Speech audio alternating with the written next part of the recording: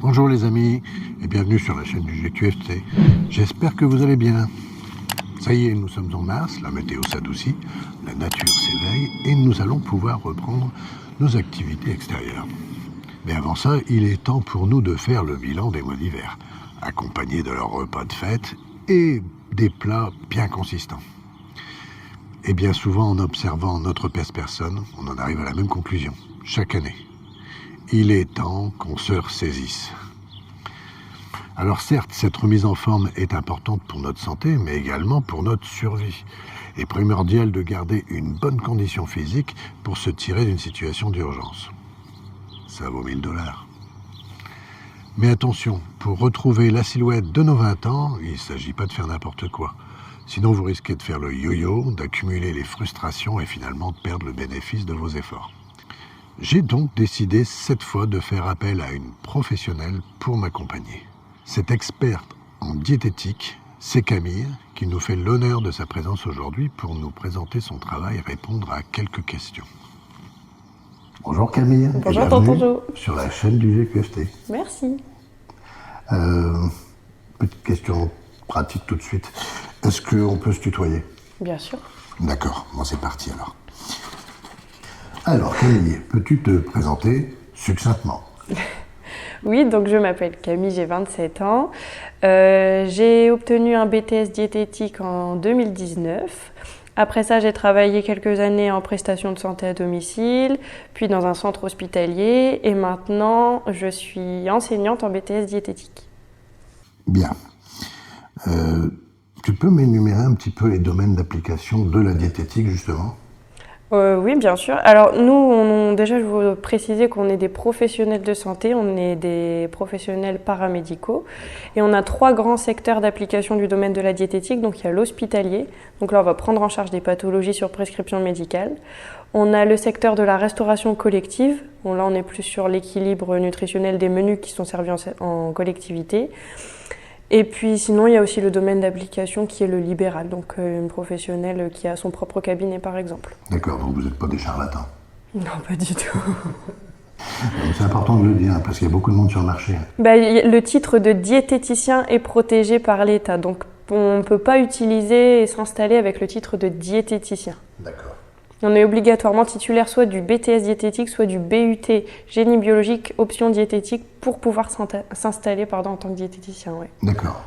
Donc en fait, faut faire attention à ce qu'on peut voir à la télévision. Ouais, D'accord. exactement. Très bien, on en reparlera. Donc tu sais que l'hiver est une période un peu compliquée pour moi, puisque c'est une période où on a beaucoup de fêtes, beaucoup d'anniversaires, donc l'alimentation est très riche, et puis ça apporte ses effets sur le volume de mon corps. Donc qu'est-ce que tu peux faire éventuellement pour une personne comme moi? Écoute, là je pense que je vais te retourner plutôt un peu la question, parce que nous on amène souvent les gens à être porteurs de leur projet en fait, et je vais plutôt retourner le truc en te demandant qu'est-ce que tu penses que je peux faire pour toi? Écoute, ton métier, je le connais peu finalement parce que c'est tellement complexe. Il y a tellement de choses à savoir sur les aliments, un par un, etc.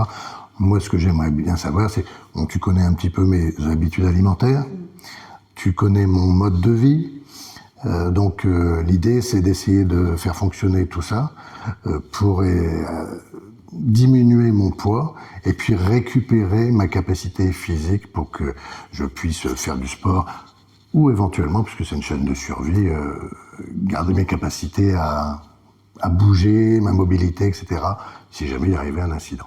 Ok. Donc là, si je comprends bien, ta première problématique, entre guillemets, c'est la prise de poids de cet hiver. C'est l'appétit. Mais tu voudrais surtout te débarrasser un peu de ton excès de poids que tu as stocké cet hiver, alors? Alors, je voudrais perdre mon poids, mon surpoids, mais pas que. Je voudrais que ça soit efficace et je veux que ça soit durable. Parce qu'en fait, on se rend compte qu'on perd du poids, on mange un peu plus de légumes l'été, on fait un peu plus de sport et dès qu'on arrive à l'hiver, on reprend bêtement ses habitudes alimentaires. Et j'aimerais bien que ça soit durable parce que sinon c'est fatigant à force. Ok. Du coup, je vais pouvoir t'accompagner à réaliser ton objectif, c'est-à-dire te retrouver bien dans ton corps et surtout perdre ton poids de façon durable et en maintenant ta bonne santé tout simplement. Donc je vais pouvoir te donner les clés pour arriver à tes objectifs. D'accord. Tu penses que ça va être efficace? Si je suis un petit peu raisonnable, ça devrait être efficace quand même sur le long terme. Bah oui, puis tu as dit quelque chose d'intéressant, tu as dit en hiver on retrouve ses habitudes alimentaires, donc l'idée ça va être de les changer sur le fond, pas qu'en hiver, sur tes habitudes tout au long de l'année. Donc ton travail sur moi, ça va être de la remise en forme, de la préparation, ça va être corrélé à la préparation physique. Personnellement, j'ai pas de pathologie, mais pour quelqu'un qui aurait une pathologie, est-ce qu'il y a vraiment des choses à éviter, des choses à faire Enfin voilà. Est-ce que la pathologie chronique, par exemple, de quelqu'un peut rentrer en ligne de compte dans son régime alimentaire? On parle des allergies, on parle de choses comme ça, mais je crois savoir que, comme tu es une experte, il doit y avoir des choses plus pointues que de la simple allergie. Si on donne l'exemple par exemple des personnes qui ont certains médicaments à prendre, il y a certains médicaments qui vont avoir des effets particuliers et l'alimentation sera adaptée. Je peux donner des exemples ou pas? Oui. Si je pense par exemple des anticoagulants, des personnes qui doivent prendre des anticoagulants, il y a des aliments qui sont riches en une certaine vitamine qui est plutôt pour la coagulation. Donc on sait que pour ces personnes-là, on va devoir leur proposer une alimentation qui est adaptée à leur prise médicamenteuse. Pour les personnes qui font de l'hypertension, on va devoir adapter l'alimentation en fonction aussi. Le grand exemple, c'est les personnes qui sont diabétiques, on va devoir adapter l'alimentation aussi. Donc ouais, les pathologies rentrent en ligne de compte pour l'alimentation. Ouais. D'accord. Bon, pour mon cas, pour l'instant, j'ai pas de pathologie. Je vais pas souvent chez le médecin, donc c'est pour pas être malade, faut pas aller voir le médecin, comme ça c'est tranquille. Je vais y aller ouais. Donc bon, voilà. Mais pour l'instant, je suis pas trop concerné pour le côté pathologique, mais bon, voilà, il y a des gens qui nous écoutent, peut-être qu'ils sont malades. Hein. Qu'est-ce que tu penses des régimes qu'on nous propose à la télévision, comme Je Kiffe, WW, avec des points, les systèmes où on mange que de la viande, ou même la chirurgie, par exemple? Est-ce que tu peux donner ton point de vue sur les différents systèmes? Ouais, alors comme Je Kiffe, pour le premier comme Je Kiffe, je vais essayer de ne pas être trop dur non plus parce que c'est une méthode. Non, c'est une méthode qui fonctionne, donc ça a ses avantages. Par contre, ce que je trouve vraiment très, très dommage avec cette méthode-là, c'est qu'il n'y a aucune éducation chez les patients. Parce que nous, on ne parle pas de clients, on parle de patients. Parce qu'on essaye d'améliorer l'état de santé des gens. Et je trouve qu'il n'y a aucune éducation puisqu'ils vantent souvent dans leur publicité, qu'on voit très régulièrement, la facilité de ce régime. Parce que là, on peut parler d'un régime. Parce que les gens vont recevoir leur boîte, ils vont ouvrir leur petit plat préparé, ils vont le mettre au micro-ondes, ils vont le manger. Mais à aucun moment, il y a une démarche d'éducation et d'apprentissage des personnes. Ils vont pas réfléchir à ce qu'ils mangent, donc en gros, ils vont pas du tout emmagasiner de connaissances. Et il y a un principe qu'on utilise beaucoup maintenant qui s'appelle l'éducation thérapeutique du patient, qui est très très intéressante parce qu'on cherche à amener le patient, on cherche à lui amener suffisamment de connaissances pour gérer son quotidien avec ses pathologies. Oui, et là en fait il apprend rien quoi. On lui donne, il exécute et il finit par mincir, mais il apprend rien, il sait pas ce que c'est des vitamines, il sait pas ce que c'est des fibres, donc pour ce côté-là... C'est la différence entre ce qu'on peut voir à la télévision, il n'y a pas d'interaction.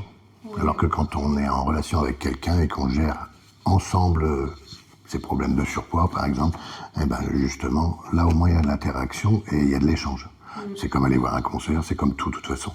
Oui, c'est de l'humain. Après, pour les autres que tu as évoqués, pour le système à points, je trouve que il n'est pas si mal celui-ci parce qu'il est quand même équilibré, il n'y a pas de restriction, il n'y a pas d'exclusion d'aliments parce que ce qu'on essaye d'éviter à tout prix quand on accompagne les patients, c'est de la diabolisation. On dit toujours qu'il n'y a pas d'aliments parfaits mais qu'il n'y a pas non plus d'aliments à éviter.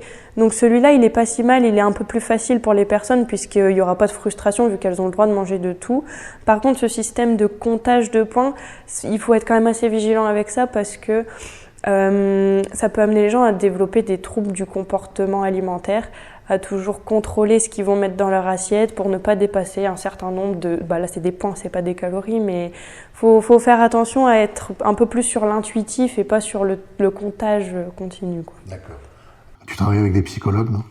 Alors en fait on travaille en équipe pluridisciplinaire quand on est dans un service, donc on n'est pas en partenariat direct, mais les patients sont accompagnés par l'ensemble de l'équipe, oui. Justement, si les gens commencent à attraper des tocs... Ouais, ça va dépendre des services, mais si on est sur les services de ce dont je parlais tout à l'heure, l'accompagnement à l'obésité par l'éducation thérapeutique du patient, c'est un parcours avec plusieurs professionnels de santé, et le binôme diète-psychologue, il est hyper intéressant pour les troubles du comportement alimentaire. Ouais. Okay. Les régimes où on mange que de la viande, je suis coupable, je l'ai fait quelques fois, et je sais que derrière moi, j'ai remangé. J'ai rajouté, après la viande, j'ai rajouté ce qui manquait derrière. Donc, ça a fonctionné, mais bon, voilà. Et, un mot là-dessus, peut-être ? Encore une fois, ça fait partie des régimes restrictifs. Donc, quand on vous interdit de consommer un aliment, déjà, il va y avoir une frustration et une envie de consommer encore plus cet aliment. Puis, quand on le consomme, il va y avoir de la culpabilisation. Donc, déjà, au niveau psychologique, c'est pas terrible un régime comme ça d'exclusion, enfin restrictif. Ensuite, comme je disais juste avant, il n'y a pas d'aliment parfait, c'est pour ça qu'il faut manger de tout. Dans la viande, il y a des protéines, il y a du fer, c'est hyper intéressant, mais il n'y a pas de fibres, par exemple. Les fibres, on va les trouver dans les légumes. Dans les légumes, c'est intéressant, il y a un peu de calcium, mais il n'y en a pas autant que dans les produits laitiers. Donc c'est pour ça qu'il faut manger de tout. Un régime où on consomme qu'une seule catégorie d'aliments, ça ne peut pas être bon pour la santé. Ce n'est pas bon pour la santé. D'accord. Et la chirurgie, t'en penses quoi ? Tu parles des chirurgies de l'obésité, les chirurgies bariatriques. Alors, déjà, je pense que je vais commencer par dire que contrairement à ce que beaucoup de personnes pensent, c'est pas du tout la solution de facilité. Parce que c'est normalement une solution qui est envisagée après échec d'une tentative de perte de poids qui est accompagnée par un professionnel de santé, donc échec de cette tentative. C'est pas une solution de facilité dans le sens où c'est une anesthésie générale, ça reste une intervention lourde, on va complètement modifier votre système digestif. Enfin, c'est pas la solution de facilité. Le bémol que je mets aussi à ces chirurgies bariatriques, c'est qu'il y a souvent des gros impacts, enfin il y a un non-impact psychologique plutôt, dans le sens où les personnes vont voir leur tube digestif modifié, mais le travail psychologique est pas bien, est souvent compliqué pour ces personnes-là. Je te donne un exemple. On voit beaucoup de patients après les opérations qui ne se sont pas vus changer, et qui en fait vont aller faire leur shopping dans les grandes tailles alors que maintenant elles font une taille 40 par exemple. D'accord. Parce qu'il y a il y a un travail psychologique qui n'est pas fait. Pourtant, pour la chirurgie bariatrique, donc il y a quand même des critères d'éligibilité. Hein. Tout le monde ne peut pas prétendre à la chirurgie bariatrique. Alors il faut être soit en IMC supérieur à 40, soit un IMC supérieur à 35, mais avec des comorbidités, donc des pathologies qui peuvent être améliorées par la chirurgie, donc par exemple l'apnée du sommeil, le diabète, l'hypertension, ce genre de pathologie. Donc déjà, il faut rentrer dans ces critères. Ouais. Donc il faut vraiment rentrer dans des cases pour pouvoir prétendre à la chirurgie bariatrique. Et il y a un parcours maintenant aussi qui est obligatoire, c'est-à-dire qu'on doit passer au minimum 6 mois de groupe d'éducation thérapeutique avec un psychologue, avec une diététicienne, avec, je pense que c'est des professeurs APA, activité physique adaptée, ou des kinés, pour que la prise en charge soit globale et qu'il y ait ce travail qui soit fait en amont. avec les effets que vont avoir l'opération, la taille des assiettes. Il y a aussi des activités sur l'image de soi. Il y a, qu'est-ce que je peux citer également pour la diète? Il y a pourquoi mange-t-on? Enfin voilà, réapprendre les bases de l'alimentation, savoir que ces assiettes vont être diminuées, parce qu'il faut savoir qu'après une chirurgie bariatrique, normalement la taille d'une assiette, c'est une assiette à dessert, parce que l'estomac, si on parle de la sleeve, fait la taille d'un pot de yaourt. Enfin, il y a tout un travail de 6 mois qui est obligatoire, plus des critères d'éligibilité déjà pour la chirurgie bariatrique. Donc, et il faut savoir que c'est un changement à vie, c'est pas du tout, c'est irréversible, quoi. D'accord. Donc, en dernier recours. Vraiment en dernier recours. Ouais. À éviter. On peut dire ça. Il y a quelques jours, on s'est contacté, puis tu m'as fait une recommandation avec une petite application. Il y en a plein d'applications, je ne suis pas payé pour vendre des applications. Pour faire de la diète intermittente. Moi, ça fait 3 jours que je m'y colle, je perds 500, 600 grammes par jour. Ça me convient bien. Tu peux en parler un tout petit peu? Ouais. Alors, pas l'application.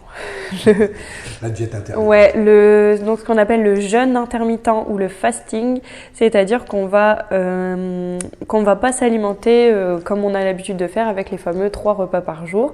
On va respecter un laps de temps un peu plus long où on ne s'alimente pas et une fenêtre d'alimentation, là dans celui que je t'ai proposé, donc de 8 heures. Là dans celui que je t'ai proposé de mettre en place, à partir de 20 heures le soir, à partir de 20 heures jusque le lendemain midi, là il n'y aura pas d'alimentation. Le but c'est d'éviter que ton corps concentre toute l'énergie à la digestion.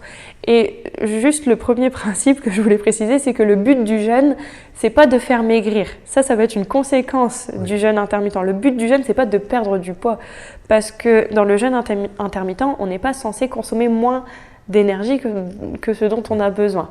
On va juste décaler ces fameux, on va dire 2000 calories, puisque la moyenne mange 2000 calories, on va juste les décaler dans le temps entre midi et 20 heures. Ça va engranger un processus au niveau de ton corps qui va s'économiser au niveau de la digestion et qui va tendre tout doucement à ce qu'on appelle un auto-nettoyage de tes cellules, en fait. D'accord. Et l'auto-nettoyage, j'ai vu sur cette application, en fait, c'est à partir de combien? 18 heures, je crois, c'est ça? Les cellules commencent à bien se décrasser. J'ai potassé. Ouais. Le processus qu'on appelle l'autophagie, que la cellule, entre guillemets, se mange elle-même ou elle va se nettoyer, c'est un processus qui arrive assez tard. Même les virus, apparemment. Ouais, il y a plein de recherches sur ce phénomène-là et c'est assez impressionnant. Je me dis, en fait, c'est pour ça que quand on est malade, on n'a pas faim, on se met sur le côté, le corps naturellement dit, tiens, je vais faire une pause. Ouais, on se met naturellement à la diète et puis il fait un nettoyage pour se remettre en forme. Et il y a plein d'avantages à juste décaler dans le temps ces repas, c'est justement celui que tu viens d'évoquer, donc cet auto-nettoyage, on récupère beaucoup d'énergie. Ouais. Donc en fait, on a surtout des mauvaises habitudes. Et puis on a aussi perdu le contact avec la nature, avec notre corps, on ressent plus les choses. On a des difficultés à savoir quand on a faim ou voilà, c'est compliqué. Donc j'entends bien ce que tu dis. Est-ce que tu as des conseils pour ceux qui nous écoutent, qui nous regardent? Alors si je pouvais donner un conseil et pour rebondir sur ce que tu viens d'évoquer, c'est déjà commencer par se réécouter. Ouais.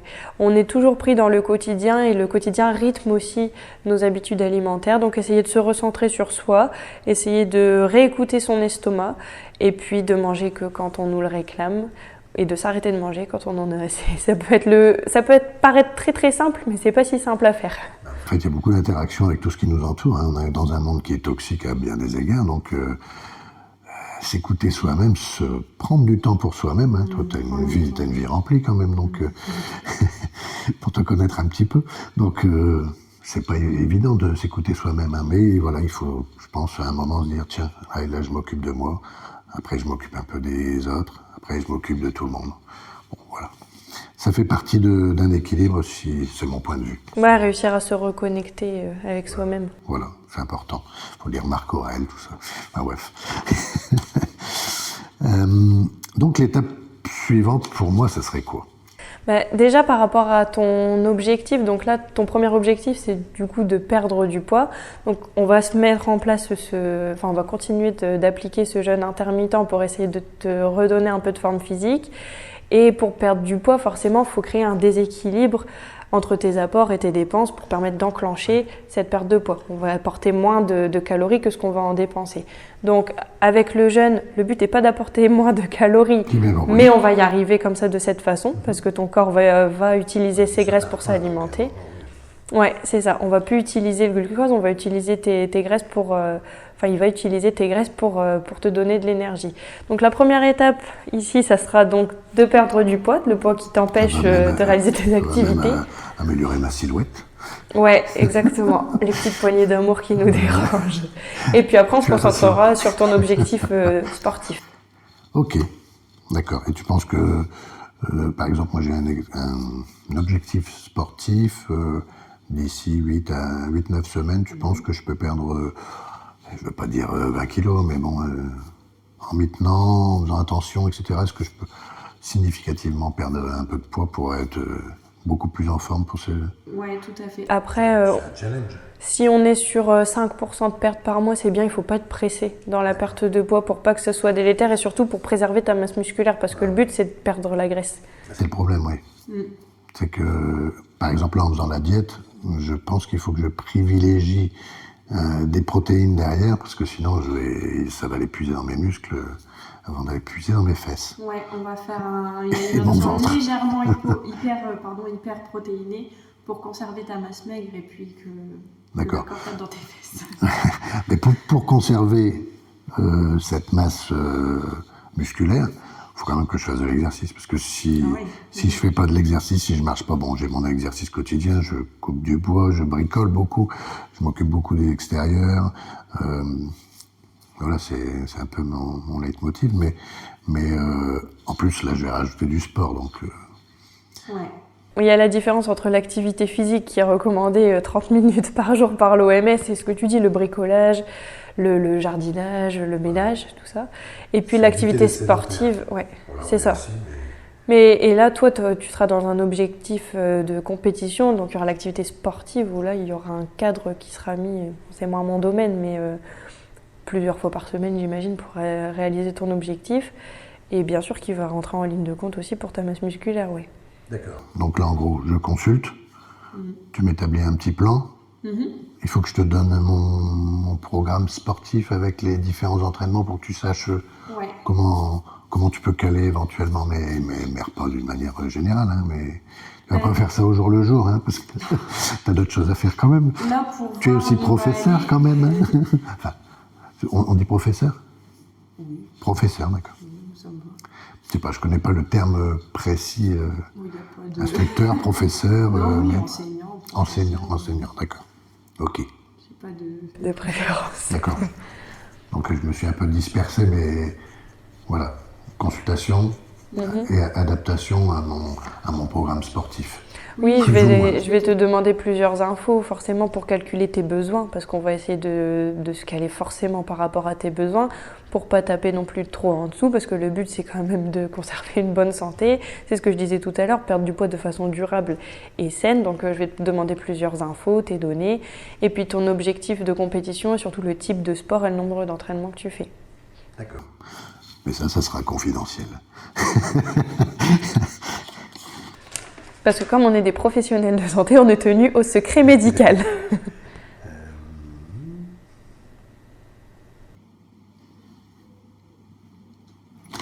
Bien, écoute, Camille, je crois qu'on a fait le tour. Tu as des choses à rajouter? Tu as un message à faire passer? Tu veux faire quelque chose?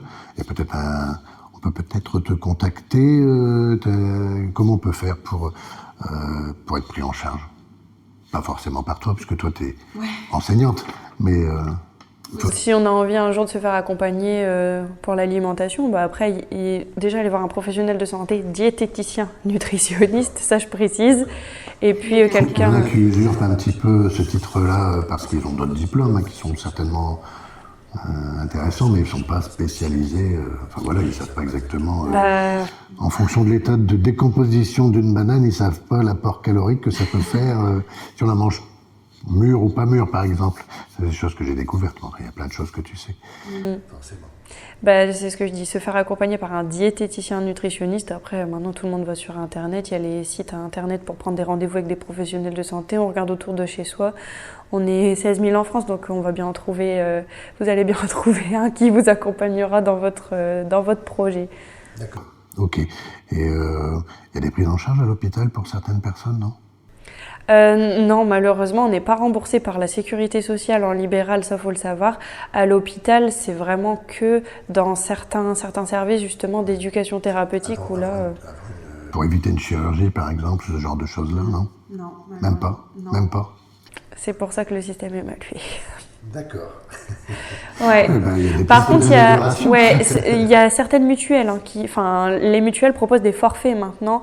Par exemple, les forfaits, tu sais, ostéopathes, avec des professions paramédicales, et les diététiciennes rentrent sur cette ligne. Donc, à vérifier avec votre mutuelle si vous ne pouvez pas avoir un forfait pour être remboursé d'une consultation. Ok. D'accord. Si je peux dire un petit quelque chose, si vous mangez ou allez bientôt manger, régalez-vous. Oui, il est quelle heure là? On va pouvoir. Ton estomac, il te dit qu'il est quelle heure? Je vais tirer ma montre. Bon, écoute, Camille, je pense qu'on a fait le tour. Tu vois rien à rajouter? Il y a tellement de choses à rajouter. Et moi, je suis à court de questions. Puis après, il va falloir rentrer un petit peu dans le dur, commencer un peu ce régime et cet entraînement. Sur ce, je te remercie beaucoup d'avoir répondu positivement à mon invitation, malgré un emploi du temps très chargé. Et puis, à vous, je vous dis à tout de suite. Merci, tonton Jo. Avec plaisir. Voilà, Camille m'a fait mon programme personnalisé en le suivant sérieusement et en continuant mon activité physique et sportive. Normalement, on devrait voir les résultats relativement rapidement. J'espère que cette vidéo vous a plu. Dites-le moi en commentaire, sinon vous connaissez la guinguette, le pouce, l'abonnement. Je vous tiendrai au courant de l'évolution de mon poids de forme, de ma santé, de mon métabolisme, en publiant de nouvelles vidéos, et vous pourrez juger de l'efficacité du programme que Camille m'a concocté. Voilà, cette vidéo est maintenant terminée. Pour moi, l'aventure ne fait que commencer, et je vous dis à bientôt sur la chaîne du GQFT. Ciao. Bon, c'est possible de tourner une vidéo sans être dérangé, les filles. Vous serez gentilles.